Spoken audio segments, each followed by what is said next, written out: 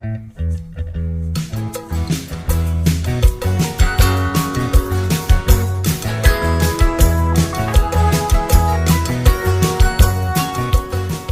to the new normal from Spotlight On. I'm your host, Lawrence Peryer. Today's guest is swim coach David Marsh, someone whose accomplishments require their own episode to enumerate. Here's some highlights. David Marsh is the head coach of Team Elite Aquatics, the top professional swim training group in the United States.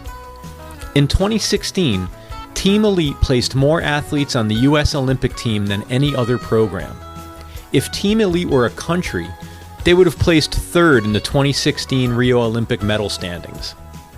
Marsh was the head U.S. Olympic women's swim coach in Rio, leading Team USA to the most medals in USA Swimming's already storied modern history.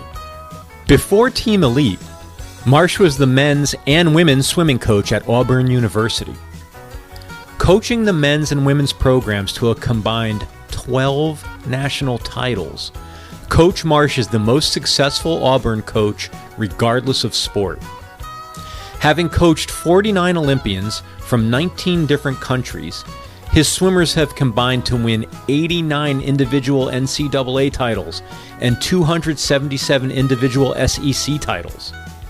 Those accomplishments only begin to reflect the holistic approach that Marsh takes with his athletes, with his concern for their personal and professional development during and after their time in the water. And David Marsh has great taste in music. So now, my conversation with Coach David Marsh. 20 years ago, I was running a company called UltraStar, and David Bowie was the founder of the company. Okay. And we landed the Stones as clients shortly after 9/11. They were going on tour in 2002. And we did artist websites, ticketing, their fan clubs, things like that. And that's sort of their official online presence. So we worked with the Stones up until about 2007 or so. And then the company sold to Live Nation. Through a mixture of circumstances, I wound up doing a bunch of work directly with Keith. So since that time, basically, if he does any kind of catalog reissue or really any project outside the Stones, I help work on it on either the business side or all of his archival and catalog reissues. I produce all those projects. So awesome. Wow. Amazing. That's so fun. Yeah. They had to cancel their date here in San Diego, but I have seen it before, and it's certainly one of my top bands. Although you said you started with David Bowie, so you can't top that with my wife, because that's her like number one guy. Like literally, she still tears up when she thinks of David Bowie now. And so it's the family. Even though none of us really play instruments, we're quite especially the girls. I have two daughters and one son, but they're very into the music. That's their connection point, which is beautiful. What, if any, role does music play in your day job? Do you use it in your training, or are you able to bring those two things together? That's so funny you ask that, because it's like yesterday I was at the pool and had Bee Gees radio on, and so it was playing my music from my grooving days. Yeah, we carry around a little boombox thing. They're really small now. Not back in my days, the boomboxes were huge, but yeah. Now they're little mini things. You just set them up, and yeah, music all the time in our practices. Literally, it sort of sets the tone of the practices when we're doing sort of relaxed skill work. I have some Jack Johnson playing. I have some nice chill stuff. Lately, I went to a Tame Impala concert and didn't know anything about them, and now I'm a fan. So now I play that when I want a little bit of that groove going on. We'll put the electronic stuff on. It's really interesting too, even technical, that a lot of the, I guess it's called EDM music, where they do the techno stuff, is at a tempo very similar to the ideal tempo of an underwater dolphin kicker at the ideal speed. So an underwater tempo is 0.45 per kick is an ideal sort of tempo for an underwater kicker. A lot of the music's right at 0.5. And so you can set that up and you just say, keep up with the music. So we'll do vertical kicking. They'll be kicking in place and they'll just try to keep up with the music. And it's challenging because it's race speed tempo. So for everything from mood setting to technical things even. And nowadays the technology with Speedo and some other companies are getting further and further ahead with being able to put music in the ears while people swim, and that's a bit of a game changer because swimming can be a pretty darn boring sport because you swim in one way, you turn around, you swim the other way, and that's pretty much the activity. And so putting music to it is definitely adds a lot more to it. How do they do that without impacting the aerodynamics? Oh, it's the speeds you're doing for practices. You don't worry about that so much. In fact, we actually will wear things to cause us to slow down. So we'll wear extra resistance drag suits, and we'll wear occasionally different kinds of devices like a parachute that hangs out behind us somewhere to slow them down. It changes the mechanics of their strokes, so they're able to sort of grab the water a little bit more efficiently. And so we go on and off different equipment all the time. So some speakers in the ears aren't too bad. Interesting. Is the notion behind that then you're sort of the lightest and most free in competition? Yes, actually, and then you try to actually squeeze into the tightest thing you can get into. It's almost like a girdle, but the suit that really Speedo revolutionized our sport when they did the shark skin suit a long time ago, and now the technology keeps getting better and better. And really now at the racing moment, you're wearing a suit that sort of holds everything together, actually puts your body in sort of an ideal posture, and it's shaped to want to keep you there. And then the whole idea too is for the water to pass over it as clean as it possibly can, and for it to help you implode a little bit. So, I mean, tight fabric is faster than skin because skin wobbles. And even the most fit people, doesn't matter. Skin's going to wobble, and that's going to slow you down. Anything wobbling in the water slows you down. You don't see dolphins out in the ocean have none of their skin is wobbling, so slick through the water. Oh, that's fascinating. Yeah, I never made that connection between the sort of tight, smooth external body on a fish or a dolphin in particular. Oh yeah, absolutely. And in fact, yesterday in one of our Zoom calls, we were visiting with several coaches. I've got a private group called Eager Coaches, and it's just a list of about 60 coaches from around the world. And we had coaches from all over the world on the call, and had some talking about that exact topic, and showed the video of the penguins, how these penguins that are made up of almost 50% blubber can get from the water and launch themselves into the air, and they do that by following each other's bubble path. And when they travel to the bubble path, it disrupts the drag that the water normally causes, so they travel much faster so they can launch higher. Well, we're trying to figure out how do we use that in our sport. How can we create bubbles that we can travel through? So those are kind of interesting things that pre-quarantine. Honestly, we didn't have the time to have these kind of Zoom calls and be able to sort of dig in together, or at least we didn't make time like we do now. And so it's been interesting to see the growth that's going on, especially in the education side of coaching and the sharing side. There's so much sharing going on right now. It's really, and it's global sharing. It's really cool because, swimming is swimming around the world. You don't play different rules in China or in Taiwan or in France. You do the same thing, and you try to figure it out the same way. You speak different languages, but you're trying to accomplish the same thing. How much of those types of things that you find, the coaching community sharing right now, how much of that would you have been reluctant to share in the past? Or do coaches have their secret sauce that they would never fully divulge, or is part of the fun making a little breakthrough and sharing it? Or do you want to keep that to yourself, or do you want the community to know about it? Well, it depends on the coach. I think yes and yes is the answer. Really, there are coaches that you can tell they try to keep their trade secrets. And for example, when you're a college coach, you sort of have to sell the image that you're the coach of all coaches. And if you want to swim fast, you better come to my college.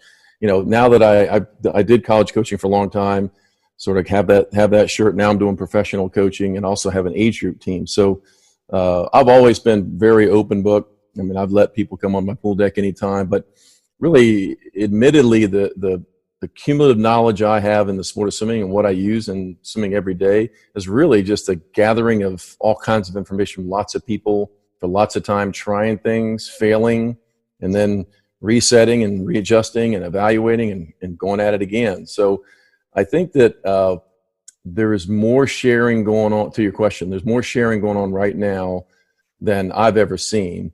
And especially if you're an eager coach, or really probably in any kind of profession, if you want to learn more, now's an amazing time. I've got several of the professional athletes that I work with here in San Diego. They're taking classes online that they've never had really time to take, or they've never made time to take. And so I'm really thrilled at that, because one of the problems with professional swimming is, first of all, that doesn't make much money. So they're not going to come out of professional swimming wealthy. And they're generally going to be behind, although they have great diplomas from major universities, but they sort of lose that 5 to 8 year gap of when they're finished college and they're still doing professional swimming, and to where they have a hard time entering the market. There's really a bit of a challenge in that window, because they enter as a 22-year-old, because they're competing with the 22-year-olds at being a new employer. In fact, I was talking to Emily White, Emily from Collective Entertainment, and she's written a book now on interning, and literally that's what these skills that these guys need to learn is have skills to transition from sport into next steps of life.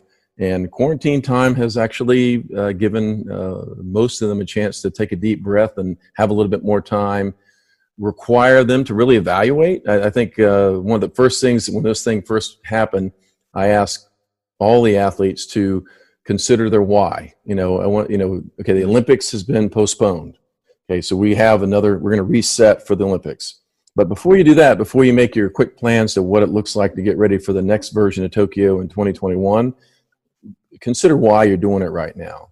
And I wanted the why, as they evaluated that, to be flushed out in the full zone, which would be, I'm doing it because I absolutely love it. This makes me want it more. This has just got me more excited. Now I have a little more time to even get better. To the other extreme would be, you know what, I'm doing it because I'm sort of afraid not to do it. And it's just what it's my sort of self-image of myself as I'm a swimmer. I've labeled myself a swimmer, and I sort of don't want to let my parents down and other people down. So my why may be time to evaluate it and step away from swimming at this point and transition off. And I've had all of those conversations, and I'm probably going to have more conversations about that as this goes on and on. And at the end of the day, I think we could be more healthy. We could be more better for this, because there'll be more purpose in what they're doing, I hope. A lot of times in sports, and really I'm sure in different professions you work with, there's a performance-based identity. And in that performance-based identity, it's like, I this is what I do. This is the me. And the reality is, it's not to you. There's so much more to you. And when you sort of have time right now to step away and recognize that there's a lot more to you. There's a lot more to the way you think, your philosophy, your faith, there's all kinds of areas you can go into and explore. And now I see a lot of athletes around the world that I interact with, but especially the group I have here in San Diego, taking time to consider that and being just a little more thoughtful right now. So part of your job and your role as a coach, you dig into that stuff more holistically than I think I understood coming into this call. You don't begin and end just in the pool deck. No, when I first got into coaching, it's been a long time now. I'm 62 now, so it's been a lot of years. First got into coaching, and what hooked me right away is working with people, and the fact that you can impact people through a sport like swimming. And swimming is a very unique sport in a lot of ways. One, because as we said before, it's sort of this individual sport wrapped in a team concept. So you have these individuals that make up the Olympic team. You have these individuals that make up a college team. You have these individuals that make up this professional team we have out here called Team Elite. And this group, if they work together, they can get synergistic effect. They can get benefits of competition and practice off of each other. They can get sometimes razzing each other and give each other crap, and that helps to sort of bring out some new efforts and energy.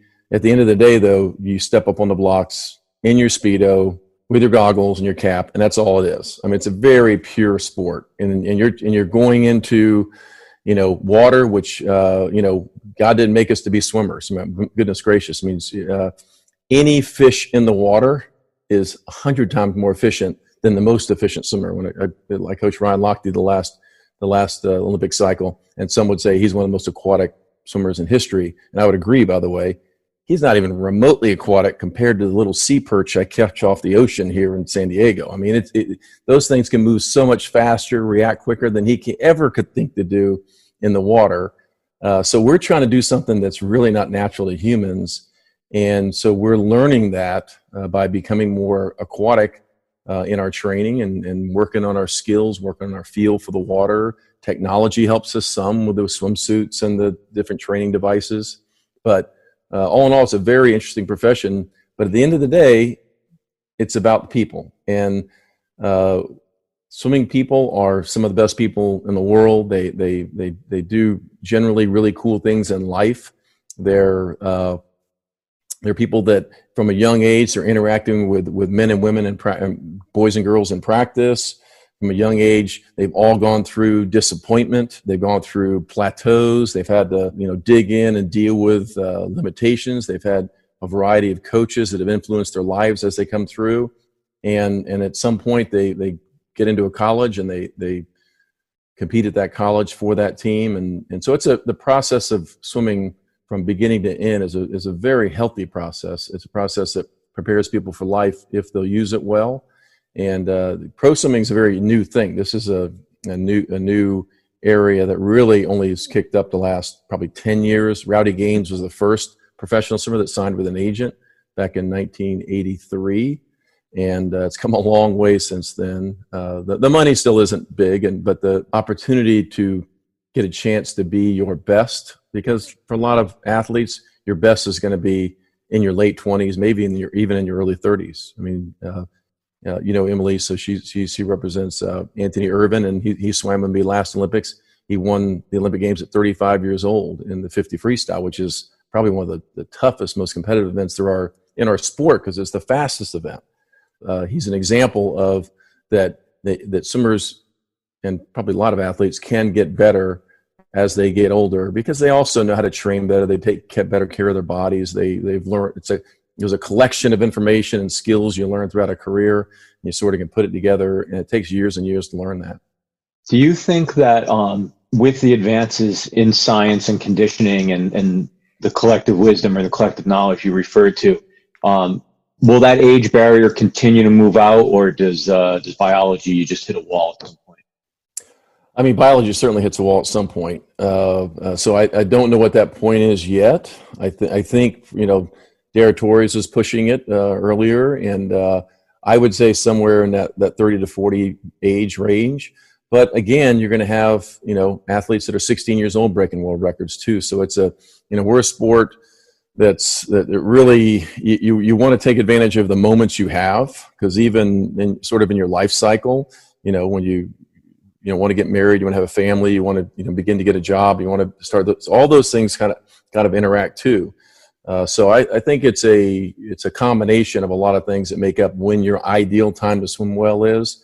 The unique thing in swimming is that we try to hit it every 4 years, because the Olympic Games is 1,000 times anything else that happens in our sport. It's nice if you win a world championship, but to win an Olympic Games, to be on the USA Olympic team is a lifetime game changer, at least in the sort of emotions of every swimmer there is in the world. So we really hold this Olympic a goal in the highest esteem, and having been someone that's been to all the Olympics since the Barcelona Olympics, I see why, and we're in this world pandemic right now, and I can relate to this because I can relate to the Olympics. When we go to the Olympic Village, we're one community. There isn't people at odds there. We're eating together. There was the last Olympics in Rio. It was a day when I was sitting at one of my tables, one of the Israeli swimmers. I worked as an Israeli consultant for their national swim team, and I was with one of the swimmers. We had a Iranian fencer that came over. We had a African runner. We had this brilliant conversation, nothing to do with anything except the experience of the Olympics. And the experience of the Olympics for a very small percentage is about winning medals, and almost everybody else is just about being there and soaking it in, giving their best effort, because they're probably not going to win a medal. And there's this moment for these 2 weeks in this village that when you get to experience it, it really changes you from the inside, knowing that we can do this. And in this world pandemic, I just heard a stat that there was no shootings in March, no school shootings. I mean, it's sad that it has to be a pandemic that brings this kind of thing out. But the reality is we can do better as a global community. We know that the pollution is as low as it's ever been. My daughter and I were driving down the 101 going up to Encinitas the other day. Big whale comes up, the back of the whale breaches up. And that's not because of the pandemic necessarily, but just it represented to me that nature is really reclaiming its territory a little bit. So it's a, like a lot of your people you've interviewed so far, and I've listened to several of your podcasts, and thank you for doing it. They're really interesting guests you have. We need to learn from this and be better coming out of this. We don't need to jump back to the same thing. And it's the same in sport. We need to learn from this in sport. I'm a ESPN junkie, so I come home and I flick on ESPN. I want to see what the latest top 10 highlights were. And honestly, I'm not missing it. I'm not missing, my basketball game, my football, a little bit, my Auburn Tiger football team, a little bit, but I'm really not missing it that much. So it's been interesting to sort of sit back without sports when that's such a big part of my life and say, okay, at least the entertainment part of sports on TV, I don't need it as much as I thought probably I did need it. There's a lot in there, but what's really been fascinating to me to observe and to read little pieces about is that notion of nature and reclamation. There was a piece the other day about bears and the coyotes and such at Yosemite. With no people around, the bears are walking down the street and getting closer to the quarters where the employees live. And I think we've seen lots of anecdotes about that. There's coyotes back in San Francisco. But I think back when I was a kid, I grew up in Connecticut, in the Northeast, and the fisheries the fresh and saltwater fisheries were really in bad shape. If you could catch any meaningful fish, you certainly couldn't eat them. And just in my lifetime, the rivers got cleaner, Long Island Sound got cleaner, the commercial fisheries came back, the lobster industry came back. There were world record striped bass caught. Wow. And we're talking in a period of, the early 70s to certainly by the mid 80s, it had all come back. Late 80s, maybe. But it's really amazing how resilient nature is. And it doesn't take, to me, there's a lot of optimism in that, And if any of these things that you talked about could carry through, there's a lot of really positive that could come of this if we could allow it. Yeah, for sure. No, I have one of the houses that I stayed at when I first got here to town. There's a beautiful view of La Jolla, but I had a friend over, Matt Donahue, who's looking with me, and he lived in San Diego his whole life. And we're looking over to the right, and we see, Catalina, which you see every once in a while, but you can see it really clearly. And then you saw this one more island, and he says, I've never seen that island in my lifetime. I lived here my whole life. I've never seen that island. And it's an island that's off of Santa Barbara. It's a Santa Rosa area, and that you could see that far. So even here in California, where the skies seem pretty clear, it's amazing what's happening in nature. Yeah, it's a good thing, and hopefully we all learn from this and get better. I know I bought a couple of those specialized e-bikes, and so I've been using the e-bike a lot, and it's amazing to not have traffic, and to be able to move around a little bit without traffic, and it's quite pleasant to be out on the bike and not feel like you're going to get run over by a car every 2 seconds. Yeah. Well, I was hoping that I could ask you a few questions about the Olympics and about how your athletes are preparing. And how the situation changes their preparedness. And I guess specific to the Olympics, what's your take on the process that went into calling the games? And was there really any alternative to the outcome that we're with? Was there ever any chance that they could have gone on? I don't think so. I think they waited too long to call it. Here is the deal. So in that window of time, it was basically late February, early March.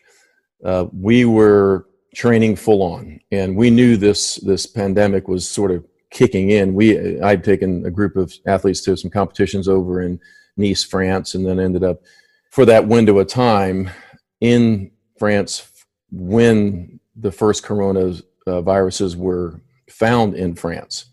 And so we knew this thing was escalating, and we'd heard in Italy it's really escalating. So it was just at that window of time, we came back and we sort of knew we needed to begin to adjust things, or things were going to adjust, but there was nothing said at that highest level. There was nothing said at the international athletics level, and in the IOC, I thought, in Tokyo took too long to make the decision, because clearly it was, to me, clear 2 or 3 weeks before.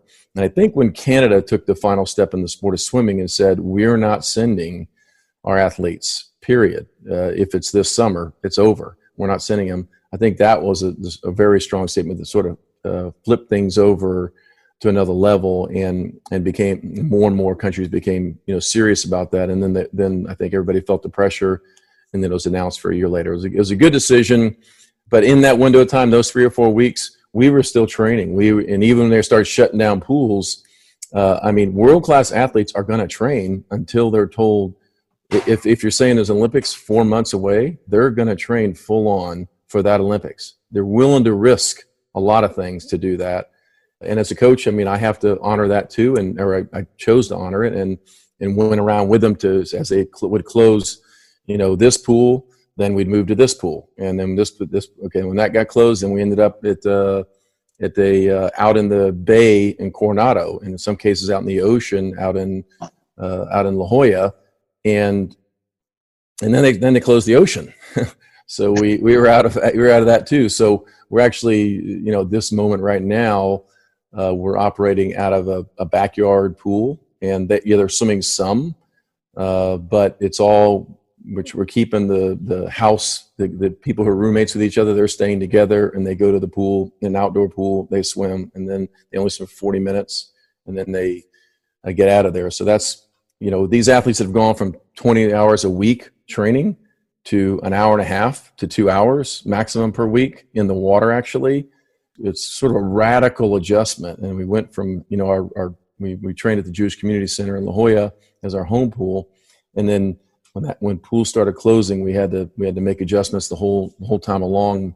And fortunately, there is one of the group of the athletes, they live in an apartment complex where they left the pool open too, so they do resistance work in the pool there. So they're getting some touches in water, and swimmers, they don't know what to do when they're not in the water a little bit. So we do try to get them in where we can, and hopefully if things are going well, I feel like as the curve flattens, I think one of the early things they'll do is reopen the ocean. And out here in San Diego, I've really encouraged the professional swimmers as they get here to learn how to surf, to use the ocean, to take advantage of that natural resource, to become more aquatic and learn more about how to manage themselves and become more athletic in a variety of ways in the water. Hopefully I'm not making too big a stretch. It sounds like part of what you're saying is take any water you can get and just keep the feel for the water. The time for training will come back, but just get in the water if you can. You got to keep in mind, there's again, it's a global sport, so we're not in just a U.S. sport. And these guys are seeing the Australians are training full on, the Chinese are training full on. So that's their competitors, and so these athletes some are using it right now. In fact, even in the group I've given them full option, guys. We'll do all we can to give you what we can safely. At least we feel like as safe as we can possibly make it. And then there's a group that is in the middle, and they're trying to hold their fitness level. So most of them are doing mostly dry land work. So we're doing Zoom calls in the morning, doing work. We have Ophir Gonen is our dry land coach, so he puts on a Zoom call in the morning. And then then there's a group that's taking a break right now, and they're not trying to do sports right now. They're actually taking a mental break, a physical break, and they'll come back online after it's over. But it's, as a professional athlete, it's your choice what you want to do. And we're trying to provide at least some basic training that they can do. A lot of the training we do is we send them in a writing, and they can go do their work. But there isn't much pool space available in California. All the public pools are closed. All the community pools are closed. All the really, there's almost everything's closed down right now. And I live 2 blocks from the beach, but I can't go walk on the beach anymore. So it's kind of been sad. At the same time, you have to understand, because it's there was a lot of people gathering around places like that. So as someone whose big part of their job is to get someone in the water and make it so they can go fast on demand. That's the job. How does this impact the preparedness? Like, how do you get somebody back into that place physically and mentally, knowing that it's not just the Olympics next summer, it's the qualifying rounds, it's the competitions before that. Like, it doesn't seem like you just press the reset button. No. But here's an interesting thing. I think one of the things that's different about swimming now, unfortunately it's different, is that swimmers are more athletic than they've ever been right now. I mean, there's a reason Caleb Dressel can do a 50 freestyle really fast. One of the reasons is he has a 43-inch vertical jump. He's just an athlete. He's an explosive athlete. So we've really challenged the whole team, our age group team, Team Elite Stingrays, and our professionals to say, hey, in this window, become a better athlete. Increase your pull-ups by 5 to 10. Increase your push-ups by 15 to 20. I mean, I'm talking about in a maximum set. Increase your ability to go out and do a 1 or 2 mile run at a certain speed. Be more athletic. You know, some of the guys have picked up some of the movement work that's out there. This morning, a lot of our swimmers are on a yoga call. One of our athletes teaches yoga, Linnea Mack, and she was leading it with our team. So trying to work on all the different things that a lot of times when we're swimming 20 hours a week, the energy in the course of a week is not fully there to do the dry land. So we're trying to make, lemonade out of these lemons we've been given. And the situation right now is build a better athlete in this window of time. A lot of the mindset stuff, I'm having a lot of the sports psychologists and friends that are involved in that communicate with the group. And just before this call here, I've been WhatsApping back with the group on the value of visualization, the value of imagery. And again, it's one of those things where athletes, unless they're very disciplined and we're just really fully are committed to that, they don't do it systemically. They'll generally do it sort of toward the championship meets and toward the big times of the season. Well, now's the time they can get really good at it. And, imagery is very valuable in all aspects of life, but, because if you can't see it, visualize it, the chances of it actually happening is very remote. Like, you have to feel that. I'm sure the artists you work with, they see themselves on the big stage. They visualize themselves playing in front of a sold out audience. I mean, same thing for an athlete. They need to feel that and see that they're standing on the blocks in lane 4 at the Olympic Games, ready to throw down their best race of their life. And if they can visualize that, the mind doesn't know the difference between something that's vividly imagined and something that's real. The subconscious mind experiences that like it's really happened. And so it sends great messages to your body that you're capable of it and that you can do it. And so this is a window of time where we can spend time on that and develop that and become perhaps even better. Wow. Well, nothing about your positivity surprises me. And the fact that you neither had the time nor took the time, it sounds like, to really wallow in the fact that the Olympics are postponed for a year. I can't imagine what it's like to be working towards a peak, to have the mountain then lifted and moved to an entirely different destination. Well, I had two different situations. My daughter, she's a senior at Duke, so she's one of the ones that got caught in that little window of time where her NCAA meet got canceled 2 weeks before she was going to go to her final and biggest senior meet.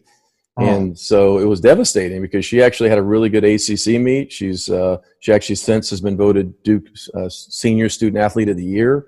So she was having that kind of year, where a great senior year, and her best meet that she was going to be tapered and prepared for. And the only time that year she was fully tapered and prepared was going to be that NCAA meet. And that was unfortunately taken away. So she didn't get a chance to do that crescendo event at the end of her career. She's taking her classes online.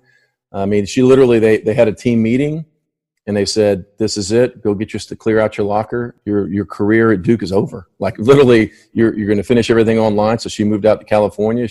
Was taking a class right before this. It's actually been fun at this age and stage, listening into the Duke classes. They're quite interesting. The professors are covering a lot of cool stuff. But yeah, so it's pretty dramatic. And then, I had Kathleen Baker here, who's already an Olympic gold medalist, but she just came off of that March meet, came out of that meet ranked number 1 in the world in her event. I mean, that was after a year of having a really rough year, and then she was just coming into it. I think she'd have rocked at these Olympics.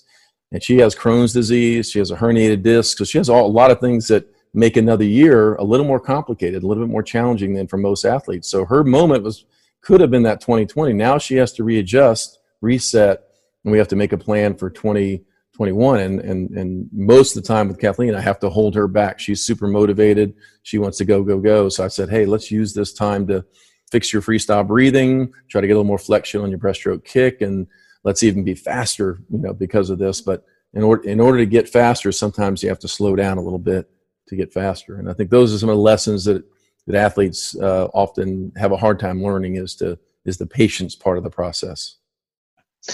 Coach, do you think that you'll lose any athletes, or that the Olympics will have a different makeup because of people that will either age out or for socioeconomic reasons won't be able to hold on for a year, or kids that won't? I mean, the story about your daughters, really, that's a tough one to hear. How will those kids that were on a track, as college athletes or young adults training, are we going to miss a class of kids because they're not going to have the chance to shine in that last end of the school year competition? What's the implication on that for individuals? Oh, yes. There were many records that would have been broken. I think my daughter would have rewrote the Duke scoreboard at least. But even more so than that, there have been a lot of records broken in March, because that's a big window of time for a lot of high schools, a lot of, I think, all colleges, even some professional teams. I say professional teams. We're really one of the only professional teams. Other than that, it's mostly professionals that train at colleges. We're one of the only independent professional teams. But definitely is going to impact the Olympics. And what I say by that is, yes, as a group that's going to be 1 year older. And it's interesting you say socioeconomic. I think our sport, there's an issue with socioeconomic because, it's an expensive sport to have pools and have coaching and all that. But I think pure economic, there is a challenge because most of these professional athletes, they planned their, with their families, or maybe if they had a sponsor, they were trying to hang on to a sponsor. Well, now that sponsor's company probably isn't doing financially like it was last year. So are they going to re-up the sponsorship? Hard to say yes to that, And but most of them really just are surviving off their own means or with their family support. And this is another year on the family they're going to have to ask for more money. Fortunately, the International Swim League, which is a professional swim league that started last year, did step up, and they're doing they're paying athletes that are in that league a baseline of $1,500 per month if they're in the league up until the Olympics. So that's been a really good thing. A lot of the athletes I'm coaching have been able to get into that league. I coach the LA Current team. So in the LA Current, we have a lot of the athletes that are on that team. There's 10 teams from around the globe that compete, and we'll compete in October and November, assuming we can, and that may have to get adjusted too. But the cool commitment was by the owner of the league that decided to pay everyone at least some stable amount of money to help underwrite their training expenses, and that's helped a lot. And I think it's nice to see that. But we're going to have to, just before this happened, I was going to have a fundraiser for this. We have a foundation called Stand By Me Foundation, and that's to support these professional athletes that don't have sponsors otherwise, and to help with building the community of swimming with the underprivileged kids in the community and being inspirations to them and creating that. Well, we were just about to have our main event the week before the shutdown happened, so we had to cancel it. And fortunately, we still were able to secure some donations, but at the same time, we're sort of back to the drawing board of that. So how to reconfigure the team. My swimming pool contract was ending this year, so I don't have a new pool space contract signed for next year. So I still have to even make sure I have even water space going into next year, and water space is not inexpensive. So there's a lot that goes into it, and it does cause some complication, but hey, compared to, what some people are dealing with this, losing their jobs and their different things like that. I can't complain. I'm getting to do at this stage at my age what I want to do, and not doing what I have to do at this point. So this is a luxury for me. I just want to see that I can truly offer the athletes that choose to train in sort of my environment the best I can give, and that's what we're working on. So we're constantly working on that kind of thing right now with all the different ways we can support them. One last quick question. I know we've gone over the time we had. Do you spend much time in the water? You know, I don't like the black line. I don't like following a black line, but I have found out since I moved to California, I love surfing, and I wasn't a surfer. I moved out here at 61 years old, and I took up surfing, and I literally a couple times now walked my board since they closed the parking lots for a while and had the ocean open. I was walking my board from my house over to there to the ocean and surfing, and I'm usually surfing with like these 12 and 13-year-old kids that are just doing crazy cool surfing things. I just try to stay out of their way. But I do love the water. I mean, I grew up in Miami. My dad, raised me on a boat, and we went skin diving, spearfishing, and fishing. That's what we did on weekends all the time. And so I do love the water, but not the kind that has chlorine in it so much. That's so funny. Well, thank you so much for making time and for all your service on behalf of the community that you work with. It's really great to talk with you. I appreciate your perspective.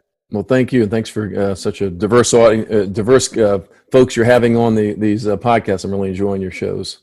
Well, thank you so much. Be well, Coach. I hope you and your family stay safe.